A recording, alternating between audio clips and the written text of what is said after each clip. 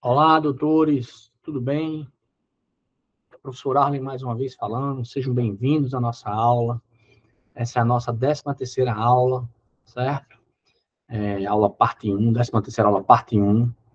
Nós dividimos o nosso curso gravado em 13 aulas, cada uma de aproximadamente meia hora. Houve algumas que ultrapassaram um pouco esse tempo.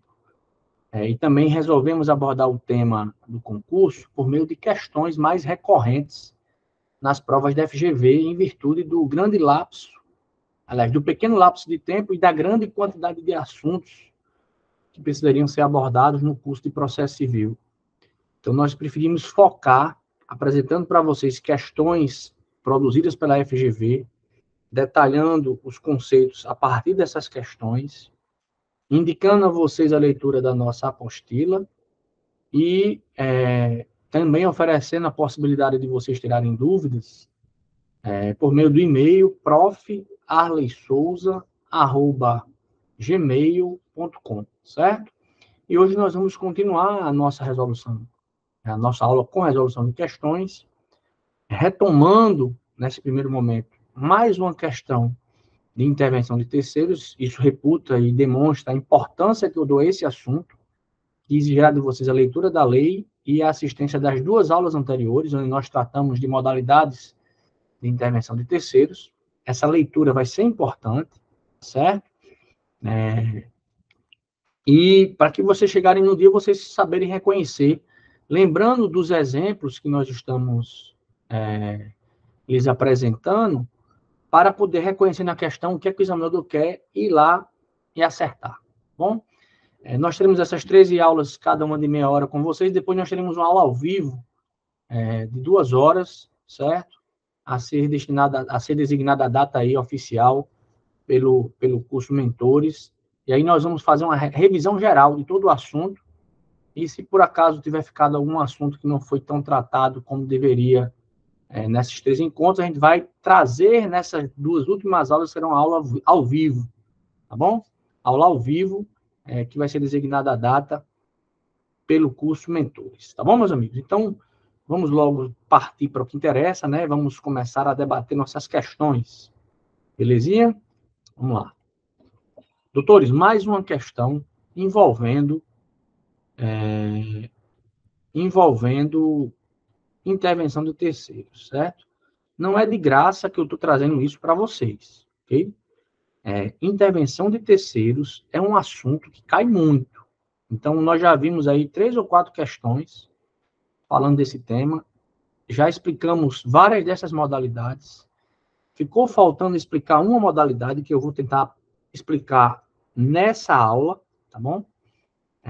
Com a leitura, nesse caso, do Código do Processo Civil, beleza?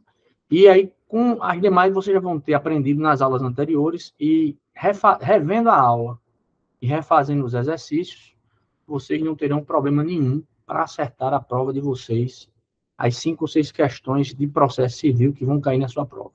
Bom, hoje eu vim um pouco mais formal, porque estou gravando no intervalo aí do almoço, né, do local onde eu trabalho, certo? Para aproveitar meu tempo, que hoje o dia está bem corrido. Então, vamos lá.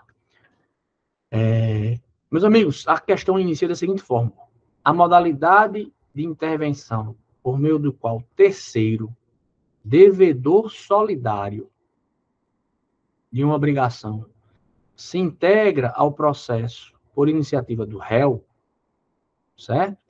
Que tenha sido demandado pelo credor para pagar a dívida comum, olha como a questão está sendo bem direta, né?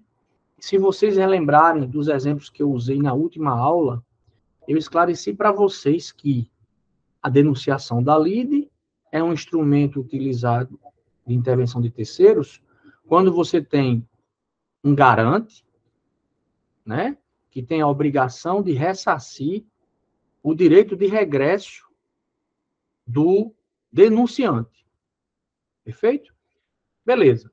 Denunciação da lide, portanto, é esse instrumento. Você tem que lembrar, no caso da denunciação da lide, do seguro, né, da batida do carro, em que B bateu em A, gerou dano a A. Então, A entrou com ação em face de B, para poder ressarcir os seus danos e obter o valor do seu prejuízo. B tem uma relação contratual de seguro com a seguradora, por exemplo, Porto Seguro.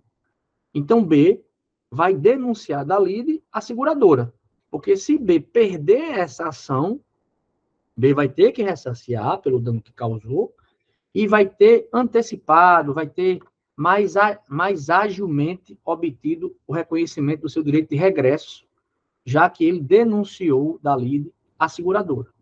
Lembrando que a denunciação da lide não é obrigatória, essa pergunta cai sempre em concurso, certo? E caso ela não seja proposta inicialmente, o titular do direito de regresso em face da seguradora, caso não a denuncie da lide, poderá depois propor a ação, em ação própria, né, a busca pelo seu direito de regresso. Bom, essa foi a denunciação da lide. Nós também estudamos o amicus curiae, que é aquela situação em que o juízo de ofício ou a requerimento das partes chama ao processo um terceiro que vem ajudar a corte, que vem ser um amigo da corte, com o seu know-how, com o seu conhecimento técnico-científico de determinada matéria, tentando fazer com que o magistrado e as partes, né, principalmente o magistrado, porque ele é amigo da corte, tenha um número maior de informações, principalmente em causas de grande relevância social, para promover uma decisão de mérito mais segura, né, mais adequada para a solução daquele conflito sob sua jurisdição. E nós também vimos o chamamento ao processo, que é uma forma de intervenção de terceiros, em que um devedor solidário, ao ser acionado pelo titular do crédito, o devedor solidário, ao ser acionado pelo titular do crédito, ele tem a obrigação de pagar a dívida inteira, né? Só que se ele pagar a dívida inteira, ele se subroga nas cota-partes dos demais devedores. Então, ele pode chamar ao processo esses co-devedores dele. A parte no processo vai continuar sendo o autor e o devedor solidário, que se pagar a dívida inteira, poderá exigir de forma mais rápida, né, mais célere e ser ressarcido das cotas-partes dos demais co-devedores. Esse é o caso do chamamento ao processo, certo? Devedor solidário e fiador. Então, essa questão, ela quer saber isso. Então, se você lembrar do exemplo na hora da prova, você vai acertar. Denunciação da lide, relação de seguro com denunciante. Amicus curiae, aquele que vem de fora do processo para ajudar o juiz ou as partes com o seu conhecimento técnico, com o seu know-how científico sobre aquela matéria, em matérias que tenham grande relevância. Né? Em resumo, é mais ou menos isso. E o chamamento ao processo é aquele fiador que chama o afiançado para poder ser ressarcido da cota-parte que pagou, já que o fiador é obrigado à dívida inteira, ou o devedor solidário, que chama os co-devedores solidários, porque caso perca a ação, poderá mais rapidamente cobrar dos co-devedores as cota-parte de cada um, já que o devedor solidário é obrigado ao pagamento da dívida por inteiro, da dívida comum. Isso é o conceito, né, de solidariedade de débitos. Então, essa questão aqui é muito fácil, né, se você se lembrar da última aula.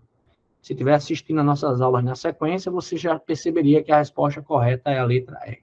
Mas faltou eu ainda detalhar com vocês a modalidade de intervenção de terceiro chamada assistência, certo?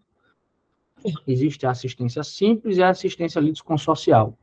E eu trouxe essa questão para complementar o assunto, tratando dessas formas de intervenção de terceiros que eu ainda não tinha abordado detalhadamente em aulas anteriores. Então, para isso, nós vamos, dessa forma, estudar realmente lendo a lei, para que eu possa esclarecer a vocês o que significa assistência. Beleza? Diz o CPC o seguinte, ó, no seu artigo 119. Pendendo causa entre duas ou mais pessoas, o terceiro juridicamente interessado, vou até grifar aqui e botar em negrito, certo? O terceiro juridicamente interessado em que a sentença seja favorável a uma delas, poderá intervir no processo para assisti-la. Ok? Ou seja, havendo uma causa pendente entre duas ou mais pessoas, um terceiro interessado em que uma delas vença poderá intervir no processo assistindo-a. Quer dizer o quê? Ajudando-a, né? Esse verbo assistir aí está no sentido de ajudar. Professor, entendi. Entendi o que é assistência. Vamos continuar a leitura, que quando eu der o exemplo, vocês vão entender completamente o assunto. Beleza? Já já eu vou para o exemplo. Parágrafo único. A assistência será admitida em qualquer procedimento e em todos os graus de jurisdição, recebendo o assistente o processo no estado em que se encontrar. Certo? Então, às vezes, o processo está tramitando aqui e o assistente, o terceiro juridicamente interessado, nem está atento, não está nem sabendo, mas ele fica sabendo que há um processo tramitando em que, se uma das duas partes vencer, para ele é interessante. Então, ele poderá ingressar no processo, peticionar nos autos para atuar como assistente de uma das partes que ele entender que deva vencer aquele processo, porque fará bem a ele, né? Será favorável a ele, assistente. Certo? Isso pode ser feito na primeira instância, na segunda instância, em qualquer grau de jurisdição. Agora, o assistente que ingressar no processo, ele pegará o processo no estado em que ele se encontra, certo? Ele não é obrigado as partes chamarem ele. Mas se ele ingressar no processo, ele vai pegar o processo, vai receber o processo, vai começar a poder intervir no processo, no estado em que o processo se encontra. Beleza. Artigo 120 diz o seguinte: não havendo impugnação no prazo de 15 dias, o pedido do assistente será deferido, salvo se for caso de rejeição liminar. Então, quando o assistente pede para ingressar no processo, as partes podem tentar impugnar esse ingresso do assistente no processo. Por exemplo, tentando demonstrar que ele não é alguém juridicamente interessado. Se você conseguir provar isso, o juiz vai indeferir o pedido de assistência. Certo? Beleza. E o parágrafo único diz: se qualquer parte alegar que falta ao requerente interesse jurídico para intervir, o juiz decidirá o incidente sem suspensão do processo. Ou seja, o pedido de ingresso como assistente, né, ele não é um direito líquido e certo daquele que pede para ingressar no processo como assistente. Não é um direito líquido e certo. Ok? Ele é uma prerrogativa que pode ser impugnada pelas partes que estão litigando, né, na demanda inicial. Beleza? Professor, o senhor está explicando, eu não estou entendendo quando é que isso acontece. Eu vou dar um exemplo já já. Vocês vão entender quando eu der o exemplo. E aí a assistência, né? Nós temos essas disposições gerais, ela pode se dar de duas formas. Ela pode ser assistência simples e assistência litisconsocial. A assistência simples, conforme diz o artigo 121, acontece quando o assistente simples atuará como auxiliar da parte principal e exercerá os mesmos poderes e sujeitar-se-á aos mesmos ônus processuais daquele que lhe ajuda, daquele que lhe assiste, ou seja, o assistido. Quando ele conseguir ingressar, quando a petição dele para atuar como assistente for deferida pelo juiz, ele exercerá os mesmos poderes processuais e vai se sujeitar aos mesmos ônus, né, as mesmas obrigações que o processo vem a impor ao assistido. Joia? Parágrafo único diz assim: sendo revel ou de qualquer outro modo omisso o assistido, o assistente será considerado substituto processual. Professor, o que é substituto processual? Imagine que há uma ação pendente entre A e B e A revel. E aí o assistente fica sabendo dessa demanda, né, que estava lá pendente, e peticiona para ingressar como assistente. E atende os requisitos por ser juridicamente interessado. Se esse réu inicial aqui for omisso, né, for revel, o assistente que ingressou na ação como assistente vai se tornar substituto processual. Então, ele vai começar a passar a estar no polo, ele vai estar no polo passivo em substituição ao assistido. mirando proteger o seu interesse juridicamente na vitória daquele assistido. Ele vai passar a ser um substituto processual. Certo? Ele vai substituir no polo passivo o réu. Beleza. Artigo 122. A assistência simples não obsta a que a parte principal reconheça a procedência do pedido, desista da ação, renuncie ao direito sobre o que se funda a ação ou transija sobre direitos controvertidos. O que é que isso quer dizer? Que não é porque A e B estão litigando e C é juridicamente interessado, ingressou como assistente, que B vai ficar proibido de fazer acordo, de renunciar ao direito discutido no processo, certo? De reconhecer o pedido do autor, de renunciar ao direito sobre o qual se funda a ação, não. O assistente não tira esse direito do assistido, continua sendo um direito do assistido todas essas ações, porque a relação principal é entre o autor e o réu, nesse caso, que é um assistido, certo? A assistência também pode se dar no polo ativo, ok?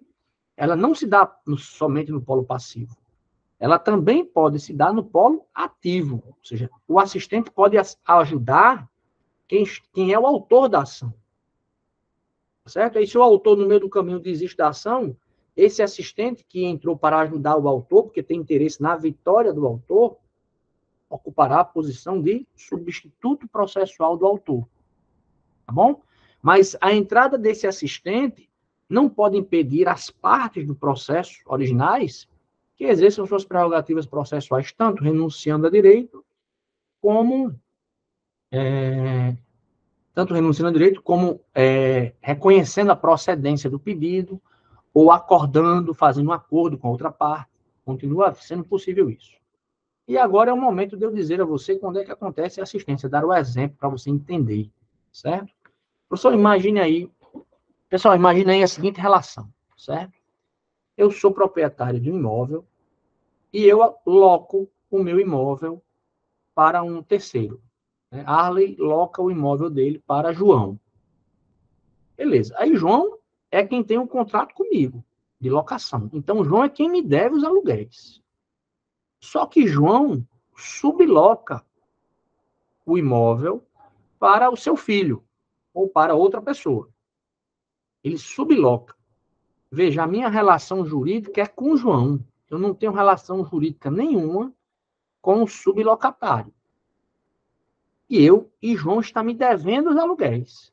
Então, eu entro com ação de cobrança em face de João. Só que o sublocatário, ou então com ação de despejo, por exemplo, em face de João. Entro com ação de despejo em face de João. Porque João é quem contratou comigo e não está me pagando os aluguéis. Só que o sublocatário, que tem uma relação direta com o João, é quem vai ser prejudicado caso eu vença a ação de despejo de João. Porque se eu vencer, quem vai acabar saindo do imóvel, que de fato está lá morando, vai ser o sublocatário de João. Então, o sublocatário tem interesse jurídico em que João vença essa ação, por exemplo, de despejo. Certo? Então, o sublocatário pode atuar como assistente nessa demanda que está pendente entre o locador, eu, e o locatário, João. O sublocatário, Pedro, pode atuar como assistente de João, tentando ajudá-lo a vencer o processo para que ele, sublocatário, não sofra as consequências indiretas da decisão desfavorável a João. Tranquilo, doutores? Então, esse exemplo do locatário é muito importante para que vocês assimilem o instituto da assistência. Tá joia? Esse é o exemplo. Na prova, inclusive, eles fazem essa associação. Eles fazem uma questão falando de locador, locatário e o sublocatário. A questão vai cair assim, quando eles forem fazer questões sobre assistência com vocês. É um exemplo, tá bom? Então, pelo exemplo, a gente que não é da área, né, muitas vezes as pessoas não são especialistas em direito processual que vai fazer o concurso, só quer acertar a questão. Lembre do exemplo do locador e do locatário e do sublocatário, que você vai acertar a questão quando estiver tratando de assistência. Beleza? Lembre do exemplo da seguradora e do segurado, e do direito de regresso que o segurado tem em face da seguradora. Aí você vai acertar a denunciação da lide. Lembre do exemplo do devedor solidário, que aí você vai acertar o exemplo do chamamento ao processo. E lembre do exemplo do amigo da corte, aquele que tem know-how, que tem conhecimento técnico e que quer ajudar o Poder Judiciário a promover uma decisão mais bem fundamentada, mais tecnicamente adequada em questões jurídicas de alta relevância. Certo? E aí vocês vão acertar todas as questões. Lembrem do exemplo. Beleza? Então, beleza. Vamos continuar lendo as disposições, porque depois do exemplo fica fácil, né? Aí diz aqui o artigo 123. Transitada em julgada a sentença no processo em que interveio o assistente, este não poderá, em processo posterior, discutir a justiça da decisão, salvo se alegar e provar que, pelo estado em que recebeu o processo, ou pelas declarações, ou pelos atos do assistido, foi impedido de produzir provas suficientes de modo a influir na sentença. Certo? E 2. Desconhecia a existência de alegações ou provas das quais o assistido, por dolo ou culpa, não se valeu. Então, veja, o assistente ele tem um interesse jurídico no vencimento de uma das partes.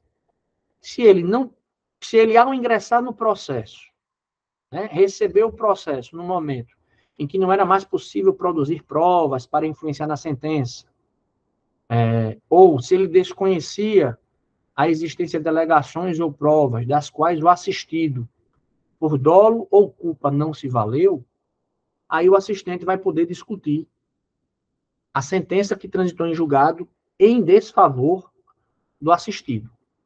Mas se ele não tiver feito, se não for esses dois casos, como ele participou do processo, a sentença proferida em desfavor do assistido, como ele participou dos processos, interveio nos processos, inclusive podendo recorrer no processo, como ele não fez, ele não vai poder depois negar a validade ou discutir a validade de uma sentença transitada em julgado, e ele vai ter que se submeter aos efeitos dessa sentença. Tranquilo? Beleza. E, ainda para finalizar, nós temos aí a disposição do artigo 124, que fala da assistência litisconsorcial. Artigo 124. Considera-se litisconsorte da parte principal o assistente, sempre que a sentença influir na relação jurídica entre ele, assistente, e o adversário do assistido. Tá joia? Essa é a definição de litisconsorte, assistência litisconsorcial. Então, veja, o assistente é aquele que tem interesse jurídico em que uma das partes vença o processo. Lembre, é interesse jurídico, não é interesse moral, não é interesse cultural, não é interesse político, é interesse jurídico. O assistente, quando vai peticionar para participar do pleito, tem que demonstrar que a derrota do assistido repercutirá no seu patrimônio jurídico, criando para ele, por exemplo, alguma obrigação, né? Por exemplo, a obrigação de pagar o direito de regresso do assistido. Por isso que se diz que na denunciação da lide, o seguro ele pode atuar como assistente litisconsorcial. Tá certo? Inclusive porque a vitória do autor na denunciação da lide pode repercutir na relação jurídica, muitas vezes, entre a seguradora e o adversário do assistido. Então, a denunciação da lide é algo específico e quem é denunciado à lide pode atuar como assistente ou mesmo assistente litisconsorcial, a depender da situação do processo. Bom? Então, tinha faltado tratar com vocês desse instituto. Eu quero que vocês fixem no exemplo do locador, locatário e sublocatário, que vocês vão acertar as questões sobre assistência e assistência litisconsorcial. Beleza, doutores? Bem, então, com isso, nós finalizamos essa questão e finalizamos aí as intervenções de terceiros, tá certo? E vamos passar agora a estudar questões que tratam de recursos, que é um assunto que vai cair na prova de vocês. Pode vir a cair na prova de vocês. Ok? Recursos. Está lá no cronograma do edital para o TJ do Rio Grande do Norte. E nós não vamos poder entrar tanto a fundo, mas nós vamos apresentar alguns tipos de recursos que devem ser apreendidos por vocês para que vocês percebam quando usar qual recurso. É isso que o examinador vai querer de vocês, certo? Então, logo de cara, vocês já vão fixar a seguinte ideia. Em relação à sentença, ou seja, um ato emanado de um juiz de primeiro grau, que produz os efeitos do artigo 485, ou seja, extingue o processo sem resolução do mérito, ou do 487, resolve o mérito, decide o processo resolvendo o mérito. De uma sentença, o recurso cabível é a apelação. Anote esse nome aí. De uma sentença, o recurso cabível é a apelação. Professor, o senhor já me ensinou que os atos pronunciamentos judiciais são decisões interlocutórias, sentenças, despachos e acórdãos quando se tratar de órgãos colegiados. Exatamente. Essas são as quatro formas de se manifestar o poder judiciário dizendo o direito. Certo? Essas são as 4 formas. O juiz singular emite decisões declaratórias, sentenças e despachos. De despacho não cabe recurso algum. Lembram que despachos é aquele ato do juiz que não tem conteúdo decisório e que serve apenas para dar impulso ao processo. Nós vimos isso ao longo das aulas anteriores, certo? Então, despacho, nós não temos recurso para despacho. Ok? Para corrigir um despacho, o que se pode tentar, e não cai na prova de vocês, é a correção, mas esqueçam isso porque não vai cair na prova de vocês. Agora, em relação a decisões interlocutórias, nós temos um tipo de recurso. De sentenças, nós temos um tipo de recurso. De acordos, nós temos um tipo de recurso, a depender do nível do tribunal, certo? Aí nós temos 2 tipos de recurso, a depender do tipo do tribunal e da matéria tratada. Primeiro, aprendam qual é o recurso da sentença. O recurso da sentença se chama apelação. Tá joia? O prazo para apelar, os prazos praticamente foram unidos. Hoje em dia não deve ser CPC. Os prazos para apelar é de 15 dias. Beleza. Então, sentença, recurso, apelação. Decisões interlocutórias. O recurso, se for uma decisão interlocutória promovida, realizada, subscrita por um juiz de primeiro grau, o recurso cabível se chama agravo de instrumento, cujo prazo recursal também é 15 dias. Então, decisão interlocutória subscrita por um juiz de primeira instância, de primeiro grau, agravo de instrumento. Decisão interlocutória proferida por um relator num tribunal, recurso chamado de agravo, ou agravo interno, ou agravo regimental. Isso o CPC chama de agravo interno, mas geralmente nos regimentos internos dos tribunais eles dão esse nome de agravo regimental. Ou seja, uma decisão interlocutória proferida por um relator que preside determinado processo, que lá tramita, decisão, portanto, monocrática do relator, a qual cabe o recurso chamado agravo, para poder levar essa decisão monocrática para o colegiado se manifestar sobre ela, concordando com ela, né, homologando a decisão interlocutória, ou reformando a decisão interlocutória proferida pelo desembargador relator ou ministro relator. Beleza.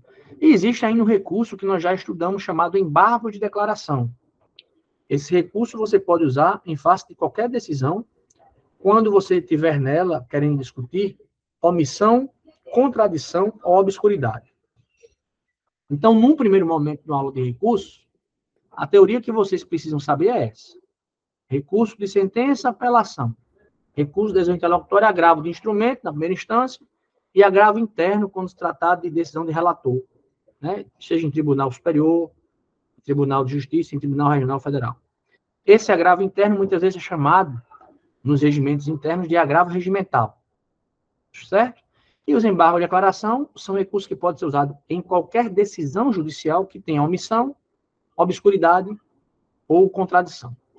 Beleza, então vamos ao enunciado da questão. João propôs uma demanda indenizatória em face de José, cumulando os pedidos de ressarcimento de dano material de R$10.000 e de reparação de dano moral de R$50.000. Então, ele queria fez dois pedidos. Ele quer o dano material de 10.000 e um dano moral de 50.000. Beleza. Após a audiência de conciliação infrutífera, ou seja, como não houve acordo na audiência de conciliação, José, que, portanto, era o réu, certo? Reconheceu a procedência do pedido de ressarcimento de dano material. Então, José disse, senhor juiz, em relação ao dano material, eu concordo. Reconheceu a procedência do pedido de dano material, portanto, de R$10.000. Pois, realmente, causou o prejuízo afirmado por João.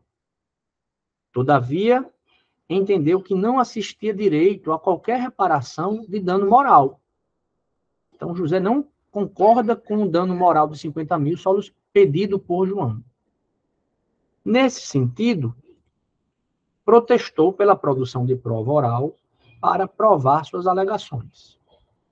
O juiz, em julgamento antecipado parcial de mérito, julgou procedente o referido pedido de dano material, já que houve reconhecimento por parte de José, uma vez que este se mostrou incontroverso, e determinou a produção de prova oral em relação ao pedido de reparação de dano moral alegado.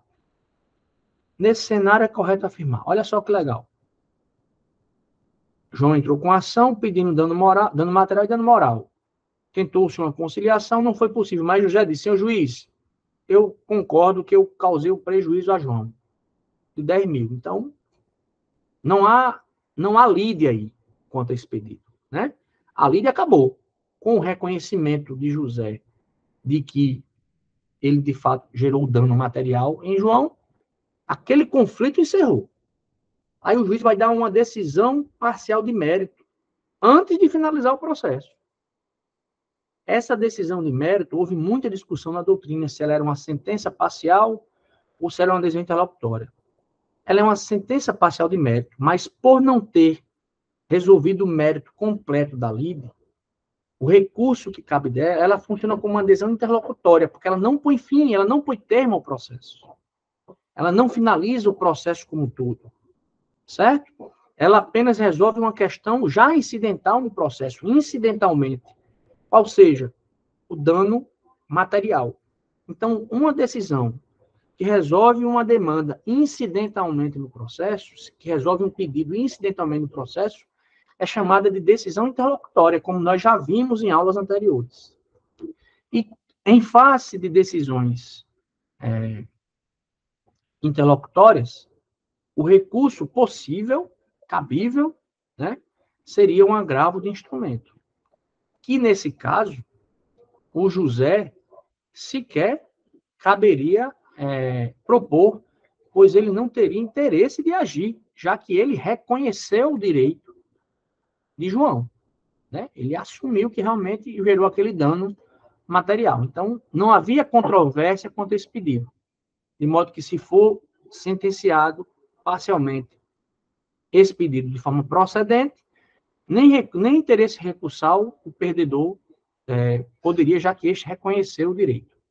Mas, então, vamos analisar as alternativas, né?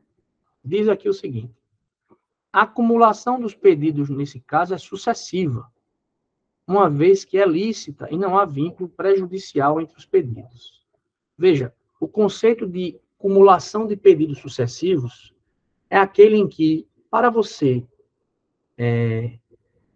ter direito ao segundo pedido, você precisa ter direito ao primeiro.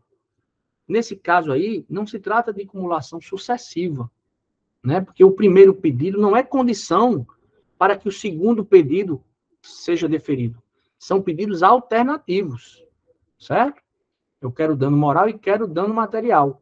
Não necessariamente a concessão do dano moral vai levar, aliás, do dano material, vai levar ao reconhecimento do dano moral. Então, pedidos sucessivos são aqueles em que o primeiro é condição sine qua non para a concessão do segundo. Nesse caso, os pedidos são alternativos, não são sucessivos. Beleza? Beleza. Letra B. A decisão que reconheceu o dano material não é impugnável imediatamente, devendo se aguardar a decisão até o final.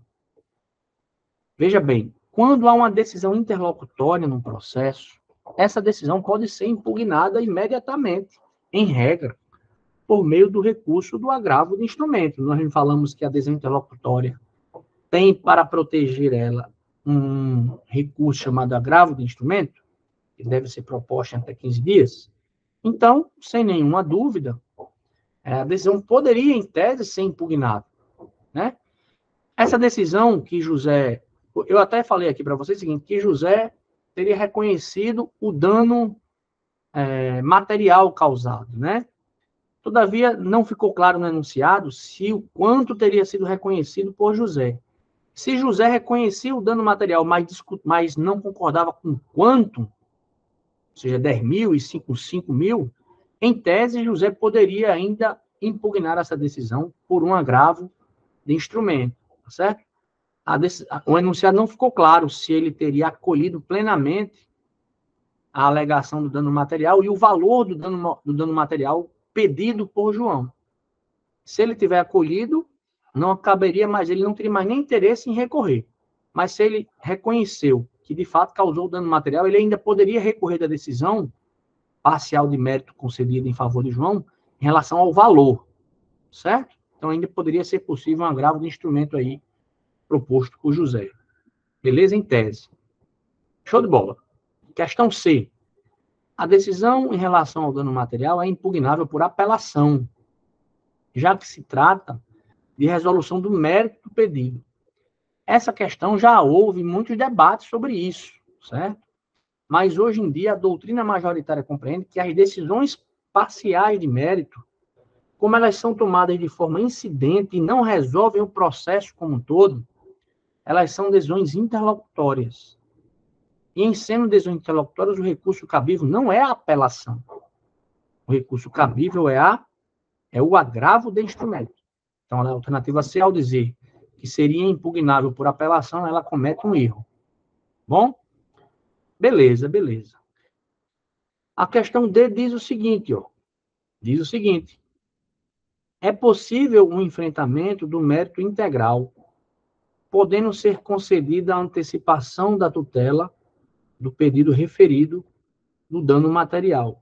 É possível o enfrentamento do mérito integral, podendo ser concedida a antecipação de tutela do pedido referido no dano material. Veja bem, nesse caso não seria antecipação de tutela, certo? Por quê? Porque antecipação de tutela você dá quando há verossimilhança das alegações e perigo na demora. E pelo enunciado, nós não vimos nada nesse sentido sendo trazido para uma tutela provisória de antecipação do pedido referido. Não. O que houve foi um reconhecimento de que ele teria causado dano material. Os requisitos para a concessão de tutela antecipada não estariam presentes, então não se trataria, enfim, de antecipação de tutela. Seria uma decisão de mérito mesmo quanto ao dano material, certo? Então, o enunciado quis misturar as coisas, aí a letra D quis misturar as coisas. Joia, meus amigos? E a letra E diz o seguinte, ó. A decisão que julgou procedente o pedido de ressarcimento de dano material é impugnável por agravo de instrumento no prazo de 15 dias úteis. Essa foi a alternativa dada como certa pelo examinador, certo? Por reconhecer que a natureza dessa decisão é de natureza de decisão interlocutória, apesar dela resolver o mérito. Quanto à parcela do pedido, ela não resolve o processo como um todo. E aí, por ela não resolver o processo como um todo, hoje, majoritariamente, se entende que essa decisão não é uma sentença, e sim uma decisão interlocutória de mérito em virtude do reconhecimento parcial do pedido do autor, feito já incidentalmente, durante o caminhar do processo. Então, o examinador, nessa questão, entendeu que a melhor resposta seria a letra E. Eu ainda fiquei com ressalvas quando analisei a questão, porque não ficou claro no enunciado em relação ao quanto, né? A depender do caso, se o réu José tivesse reconhecido, inclusive, o quanto, ele sequer teria interesse para recorrer daquela decisão. Porque se você reconhece o pedido, você perde o interesse, né, em recorrer. Tá joia? Você faz com que aquela questão do mérito esteja resolvida. E se você reconheceu, como é que você reconhece? Ninguém pode se beneficiar da própria torpeza e ninguém pode agir contra fato que deu origem. Isso é um princípio do processo. Se você reconheceu e o juiz acolheu o reconhecimento que você fez, inclusive em relação ao quanto, sequer caberia, na minha leitura dessa questão, o recurso de agravo de instrumento, certo? A não ser que ele tenha reconhecido que causou o dano, mas tenha discutido que em vez de 10 mil devia ser 5, mas o enunciado não deixou isso claro. Então, na minha leitura, essa questão não ficou tão boa, certo? Mas o que importa que ela serve para nós aprendermos é que tipo de recurso serve para cada tipo de decisão. E essa decisão tomada resolvendo o mérito no processo de forma incidental é uma decisão interlocutória. E em se tratando de decisão interlocutória, o recurso cabível será sempre o agravo de instrumento. Tá joia? Beleza, doutores? Ou um embargo de declaração, como eu disse a vocês, caso haja omissão, contradição ou obscuridade na decisão interlocutória. Tranquilo? Então, com isso, nós encerramos essa aula 13, parte 1, certo? Queria agradecer a presença de vocês. Sugiro que retomem as aulas que já assistiram, façam as questões depois sozinhos e vejam a porcentagem de erros que vocês estão tendo. A depender da porcentagem de erros, reassistam a aula com as minhas explicações e leiam a minha apostila. A apostila que eu disponibilizei para o curso Mentores, porque lá vocês terão maiores esclarecimentos técnico-doutrinários sobre o tema. Tá bom, pessoal? Agradeço a atenção. O vídeo já está um pouco longo, vamos encerrar. Bons estudos. Continuem confiando em vocês. Suem agora, porque o resultado que vocês obterão será proporcional ao suor que vocês estiverem sentindo, produzindo agora, ou seja, a dedicação que vocês estão tendo agora. Tá bom? Até logo e até a próxima. Um abraço.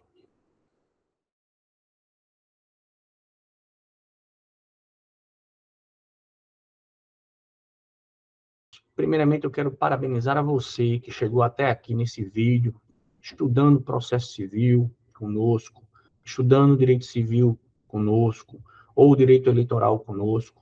É um prazer tê-lo no nosso canal, recebendo conteúdo de qualidade que vai lhe ajudar na sua formação jurídica e também para que, se você pretender entrar em concursos públicos. Esse projeto é um projeto pessoal que eu tenho, que visa distribuir conhecimento com razoável qualidade, mas se você gostou desse conteúdo e entende que esse conteúdo lhe ajudou no seu engrandecimento, e se você quer me ajudar nesse projeto, eu ficaria muito grato se você pudesse fazer um Pix para o número que aparece aí na sua tela, de modo que esse projeto possa ser incrementado, aumentado, já que até o presente momento eu tenho investido todas essas aulas, todas essas edições, têm sido financiadas por mim mesmo, com recursos próprios, e para eu poder expandir o projeto, eu preciso da sua ajuda. Então, qualquer valor que você fizer de Pix para o número que se apresenta aqui na sua tela será bem-vindo, não é obrigatório, só faça se você entender que vale a pena e que você queira, caso você queira ajudar na expansão desse projeto educacional do professor Arley Souza, e se você fizer, ficarei muito grato. Se não fizer, não tem problema, nós vamos tentar devagarinho expandir esse projeto, mas se você puder nos ajudar, ficaremos muito gratos. Um Pix de qualquer valor. Seria, eu diria, uma ajuda, né, uma contribuição para que a gente possa incrementar esse nosso projeto. Bom, eu agradeço a atenção de vocês, continuem nos estudos, a formação da gente ela é um caminho constante ao longo de toda a nossa vida, e se você pretende alcançar algum concurso público, não pode parar na metade. Muito obrigado e até a próxima.